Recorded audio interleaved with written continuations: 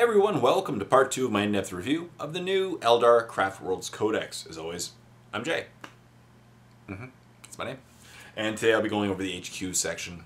And yeah, so pretty much HQs, to sum it up, no one's stat line changed. Very few of them points-wise changed, and each one got tweaked just slightly. You know, not that much of a difference. A couple HQs did get, like, the Avatar of Cain is no longer an HQ, he's now a Lord of War. So you gotta, you can take him if you want. So we'll start off with Eldrad. So Eldrad is 195 points. He went down by 10 points. 10 points cheaper. Same stat lines before. Weapons skill 5, strength 3, toughness 4, 3 wounds, initiative 5, 1 attack, leadership 10. Right. His warrior is a shuriken pistol, witchblade, and a ghost helm. His warlord trait is Eye of the Distant Events. Oops.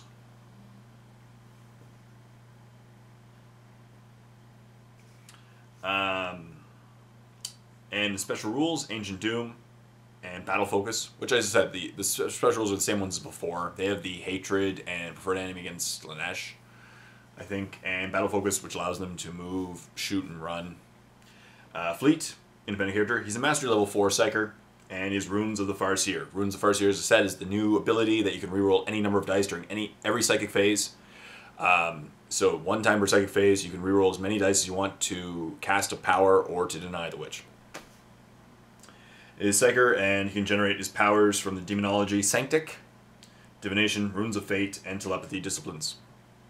And he has Armor of the Last Ruins, which gives him a 3-up invulnerable save, Staff of Althamar, which is user AP3, melee 3-up, so it always hits on a 3-up, Spirit Link, Fleshbane Force, and Spirit Link means every time he successfully passes a psychic test, roll a d6, on a 5 or 6, he generates an additional warp charge. So, that's him. If you liked him before, you're going to love him still. He's 10 points cheaper, just as good, if not better. So, he's a solid HQ choice, solid for some points, and he's a great caster of psychic powers. Up next, Prince Yriel. 140 points for Prince Yriel. Prince Yriel is the same cost as before, and pretty much nothing changed with Prince Yriel. Still, weapon skill 6, strength toughness 3, 4 wounds, initiative 7, 4 attacks, leadership 10, 3-up save. His warrior, heavy aspect armor, force shield, and plasma grenades. His warlord traits ambush of blades. And special rules, Ancient Doom, Battle Focus, Fleet, independent character, the Path of the Command, which the Path of Command is the equivalent to the old Path of Strategy. And let me just, Path of Command. I should probably say what it does.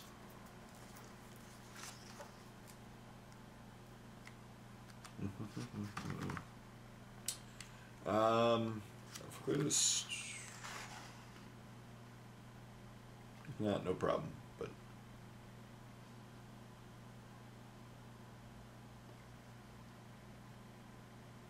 yeah, basically you modify your reserve rolls by +1 or -1.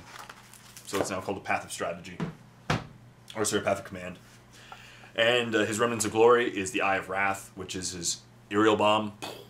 One use only in a fight sub-phase, provided he is not in a challenge. He can do that explosion where it hits all the friendly or foe models. They're hit with a strength 6, AP3. Hits equal to the number of models, at least partially under the template, excluding Prince Yriel. Only unsaved wounds caused to enemy units count towards combat resolution. He also has the Spear of Twilight, which is strength user AP3, melee cursed, fleshbane, and armorbane. Cursed meaning he has to reroll his saving throws of 6. So, as I said, same exactly things before. Illic Nightspear is next. 140 points. And Illic, I think he stayed the same. He used to be 140?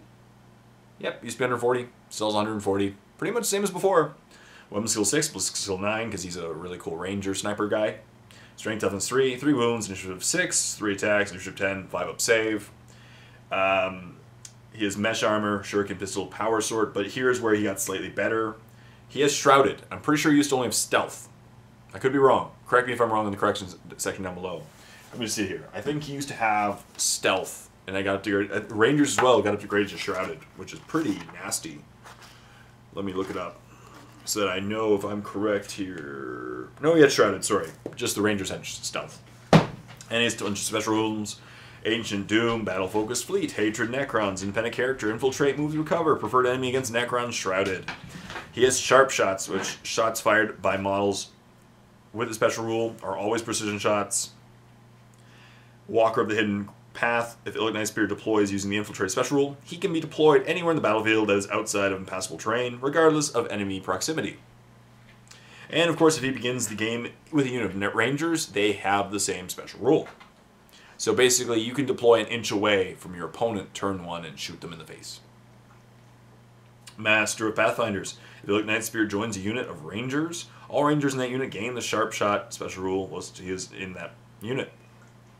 So basically, the entire unit of rangers who are really good. I'm going to talk about them later, but they're really good because they have Shrouded now. You can precision shot everything at the same guy.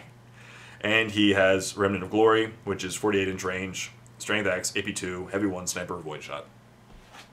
Cool. And Void Shot, any to wound roll of 6.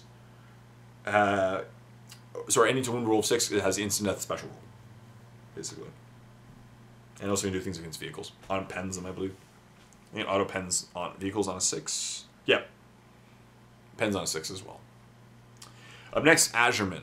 Asurmen Blue. 220 points. Same as before. Nothing changed with Asurmen.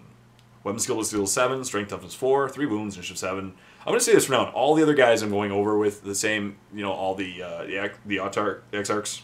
They're all strength. Weapon skill is 7. Strength toughness 4. Yeah, pretty much. 3 wounds, initiative 7, 4 attacks, leadership 10, 2 up save. Wargear, Phoenix Armor, Twin Linked Avenger, Shuriken, Catapult, Plasma Grenades, Special Rules, Ancient Doom, Battle Focus, Counterattack, Defense Tactics, Eternal Warrior. He's one of the few guys with Eternal Warrior, Fearless Fleet, Independent Character. Shield of Grace. Now, Shield of Grace is better than it was before. It used to be, I think it only gained him 1 attack if he used it. He can only do 1 attack a turn or something like that, but now it just, Asurmen has a 4-up invulnerable save. This is increased to 3-up invulnerable save while he's in a fighting a challenge. And when determining Warlord traits for Asurmen, he always has D3 traits, the Warlord traits, rerolls any duplicates, Remnants of Glory. I'm going to go over the Warlord traits, I guess. I should go over the Warlord traits quickly after this video. I'll go over the Warlord traits at the end of it. Remnants of Glory, Sword of Azure, Strength +1, AP2, Melee Mastercrafted Soul Razor, which when a model suffers 1 or more unsaved wounds from this weapon, it must pass a separate leadership test for each wound suffered or be removed from play. That's huge. Huge. Jain Zar, 200 points. Jain Zar, same as before, same stat line as I previously mentioned. 200 points. He used to be 230, I think. No, that was Karandras. Jain Zar, 200, still 200. Nothing changed. He has Phoenix Armor, Falcon Swiftness is Warlord trait, Acrobatic, Ancient Doom, Battle Focus, Eternal Warrior, Fearless Fleet, Independent Character. He has War Shout now, though, I think. Enemy units locked in combat with a model that has a special rule, subtract 2 from their leadership. Disarming Strike, which is you basically remove the powers of a close combat weapon. Yep. But if Jain Zar does this, she makes 1 less attack than normal this phase. Her Remnants of Glory are Silent Death, 12-inch range, Strength User, AP2, Assault 4, or Blade of Destruction, Strength User, AP2, Melee, Shred. She has the Mask of Jain Zar since she's a Banshee. And models cannot fire Overwatch against Jain Zar or unit she has joined. That's huge. That's a new thing, and this is big. And enemy models within 6 inches of Jain Zar subtract 5 from their weapon skill and initiative to a minimum of 1. That's the old one. So now they just can't fire Overwatch against her, which helps get your Banshees into close combat. Karandras got cheaper. Used to be 230, now is 200 points. Same stat line as all the other dudes. Phoenix Armor, Scorpion's Chainsword, since he is a striking Scorpion. Scorpion's Claw, Plasma Grenades, Ancient Doom, Battle Focus, Eternal Warrior, Fearless Fleet, Independent Character, Infiltrate, Move to Recover, Night Vision, Shadow Strike, and Stealth. Talk about special rules. Hunter Strike. If Karandras is held in reserve, he automatically arrives at the start of the controlling player's second turn. When he arrives from reserve, he can move on from any table edge. If Karandras joins a unit of Striking Scorpions during deployment and no other characters join the unit, all models in the unit also benefit from the special rule. So they're like the old orcs. That's cool. There's Warlord traits Ambush Blades, Remnant of Glory, Scorpion's Bite. The Scorpion's Bite is a vastly superior mana blaster, of course. So during the fight sub phase, at the start of the initiative 10 step, roll a d6 on a 2-up. This is different, but better than it was before. Result of 2-up, any enemy unit that is engaged with Karandras suffers a single wound with no armor saves allowed. It used to be just, it caused like a strength 6 hit. Gargantuan creatures suffer a wound with no armor saves allowed on a result of 4-up instead of a 2-up. If Karandras is in a challenge, this wound must be allocated to his opponent of the challenge. So cool stuff there. He got cheaper.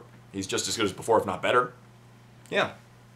Fuegan, 220. Still 220. Used to be 220. Still 220. Yeah.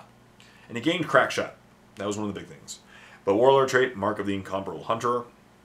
War Gear, Phoenix Armor, Fire Pike, Melt-A-Bombs. Special rules, Ancient Doom, Assured Destruction. Battle Focus, Eternal Warrior. Fearless, Feel No Pain. Fleet, Independent Character. Crack Shot, a model with a special rule can reroll 1 failed to hit or 2 wound roll or armor penetration rolls per turn. Since he's the cool Fire Dragon. Unquenchable Resolve, at the end of any phase in which Fuegan suffers 1 or more unsaved wounds, his strength and attacks are increased by 1 for each unsaved wound suffered. Makes sense? Characteristic bonuses last for the rest of the game. And he has a Strength User, AP1, Melee, Armor, Bane, gun.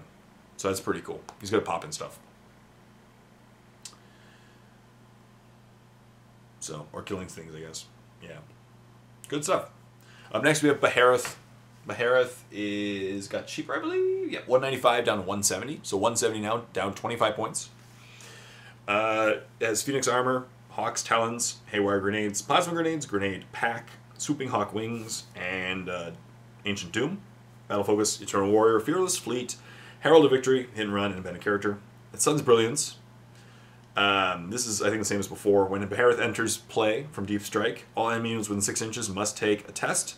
As if hit by a weapon with the Blind Special Rule, models that are immune to the Blind Special Rule are immune to the Sun's Brilliance. And I think she automatically lands as well where she wants because of the wings. Remnants of Glory are Strength User, AP3, Melee, Blind. It's called the Shining Blade. Cool stuff. See, so many HQs. There are so many HQs to go through in this codex, and as I said, most of them didn't change much at all. They got slight tweaks to make them slightly better, but not a whole lot new. Up next, Maugan Ra, 195 points. Used to be 195 points. And basically, the cool thing about Maugan Ra now is he can fire his twice if he wants, and he has a new type of shot. So he is still 195 points, still same stat lines as before, all the people I mentioned. Weapon skill is 7, strength toughness 4, 3 wounds, initiative 7, 4 attacks, leadership 10, 2 up save.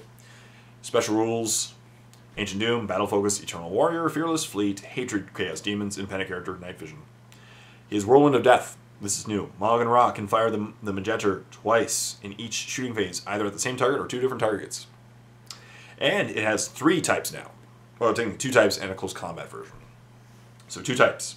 There's the Shuriken and the Shrieker. The Shuriken is 36-inch range, Strength 6, AP 5, Assault 4, Rending, Assault 4 and Rending. So it's Strength 6, AP 5, Assault 4, Rending. Or you can do the Shrieker version, which is 36-inch range, Strength 1, AP 5, Assault 1, Bio Cataclysm, Pinning, Poisoned, 2-up, Rending. And Bio Cataclysm is if a non-vehicle model is slain as a result of this weapon, center a large blast marker over the model before removing the model as a casualty. Units suffer a number of Strength 5, AP 4 hits equal to the number of models from that unit that are under the marker. These hits have the Ignore Cover special rule. So pretty fun stuff there. Shrieker might be a lot of fun. And you can do it twice per turn. So, Maugan Ra, still a solid choice. If you liked him before, you're going to still like him. Up next we have the Autarchs. And the Autarchs, again, nothing really changed with the Autarchs. Autarchs are still 70 points each. They used to be 70. Nothing changed. Still same stat lines before. Weapon skill is 6. Strength toughness 3, 3 wounds, initiative 6, 3 attacks. Leadership 10, 3 up save. But now they have the Autarch Skyrunner, which are the jet bike versions, which just have a higher toughness because they're on jet bikes. War Gear, Heavy Aspect Armor, Shuriken Pistol, Haywire Grenades, Plasma Grenades. The Autarch Skyrunner has an Eldar jet bike and a Force Shield. Their special rules, Ancient Doom, Battle Focus, Fleet. Only on the Autarchs. Not the Skyrunner, and Independent Character. They also have Path of Command, which, as I said, you can modify any reserve rolls by +1 or -1. You could take a Warp Jump Generator for 10 points, Swooping Hawk Wings for 15, upgrade to an Autarch Skyrunner for 15, Banshee Mask for 5, Mana Blasters for 10, Shuriken Pistol can be replaced with a Fusion Pistol for 10, and then you just take any of the other ones like a Scorpion Chainsword or Death Spinner, like for all the same costs as they were before. I can take a Remnant of Glory. So an Autarch. Cheap HQ, if you really want just a cheap HQ with the Eldar, go an Autarch. I still think that most of the other Autarchs are better. All the character Autarchs are cooler, and all the character Exarchs, I mean, and I really think that Eldrad is still going to be an auto-include in most lists. But now we have the base Farseer. If you don't want Eldrad, you can't afford Eldrad, go with a Farseer. You need some psychic powers in your army. 100 points, same as before. You get a Farseer, weapon skill, ballistic skill 5, strength toughness 3, 3 wounds, initiative 5, 1 attack, leadership 10, no save because they just have the 3 up. Invulnerable, I'm pretty sure.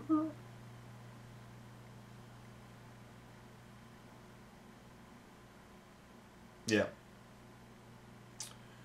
Oh, no, sorry, Farseer Skyrunner. So Farseers don't have an armor save?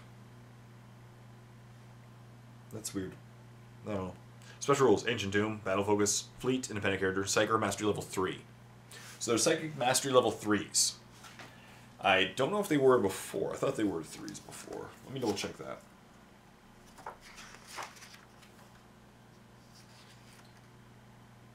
Yeah, they were Psychic Mastery level 3s. So that's pretty good if you want just a blank Farseer with tons of dice to throw. Farseers. They have the Runes of the Farseer, which, as I said, once per each psychic phase, a model with a special rule can reroll any number of dice used in a single Deny the Witch or Psychic test, potentially negating perils of the warp in the process. And they can take powers from the Demonology Sanctic, Divination, Runes of Fate, and Telepathy disciplines. They can replace their Witchblade with a Singing Spear, upgrade to a Farseer Skyrunner for 15 points, and you can take Remnants of Glory. Finally, the Warlock Conclave. The Warlock Conclave, and this is the last one. Nope, then the Spirit's here. So many HQs in this codex, wow. Warlock Conclave. You can get, it involves 1 Warlock. You get, Warlock is 35 points, same as before. Rune Armor, Shuriken Pistol, Witchblade, Eldar Jetbike if you want to do a Warlock Skyrunner, which is a higher toughness. They have Ancient Doom, Battle Focus, Fleet, Brotherhood of Psychers, because they are a group of Psychers. And they also have Communion of Minds. A unit containing 1 to 3 Warlocks or Warlock Skyrunners is a Mastery level 1. A unit containing between 4 and 6 is 2, and a unit containing 7 or more is Mastery level 3. If a unit's Mastery level is reduced as a result of models being removed, as casualties, select 1 psychic power known to the unit for each Mastery level lost. That power is immediately lost and cannot be used for the rest of the battle. This unit generates 1 warp charge point at the beginning of each psychic phase for each Warlock or Warlock Skyrunner in the unit, regardless of its current Mastery level. So if you 7 guys, you still get 7 dice, but you can only cast up to 3 powers per turn. A Warlock Conclave generates its powers from the Demonology Sanctic and Runes of Battle disciplines, and you can include up to 9 additional Warlocks in the squad for 35 points each, and they take a Singing Spear or maybe upgraded to Skyrunners for 15 points each. So they're fast Warlocks on bikes. That's pretty good. Up next, Spirit Seer. How many more HQs are there? 1 more. This is it. This is a long video of HQs. So we have infantry. With Spirit Seer, which is weapons for 70 points. You get a Spirit Seer. Weapon skill is skill 5. Strength toughness 3. 2 wounds. Initiative 5. 1 attack. Leadership 9. No save. Because I think they just have invuls. Infantry character. Spirit Seer. Their rune armor. You get rune armor. Yeah, that's it. You have 3 up in. Yeah. Shuriken Pistol. Witch Staff. Ancient Doom, Battle Focus, Fleet, Independent Character, Psychic Mastery level 2. And Spirit Mark, Wraith Guards. This is pretty big because you used to have to nominate a unit within 12 inches, and everyone got to reroll to hit it or something like that. But now it's just Wraith Guard, Wraith Blades, Wraith Lords, Wraith Knights, and Hemlock Wraith Fighters can reroll to hit rolls of 1 against enemy units that are within 12 inches of a model with a special rule. So if you stick them in the middle of your opponent, all your Wraith guys can reroll to hits of 1. They all need 3s anyway to hit. They can reroll to 1, so it basically gives them preferred enemy against any squad within 12 inches of them.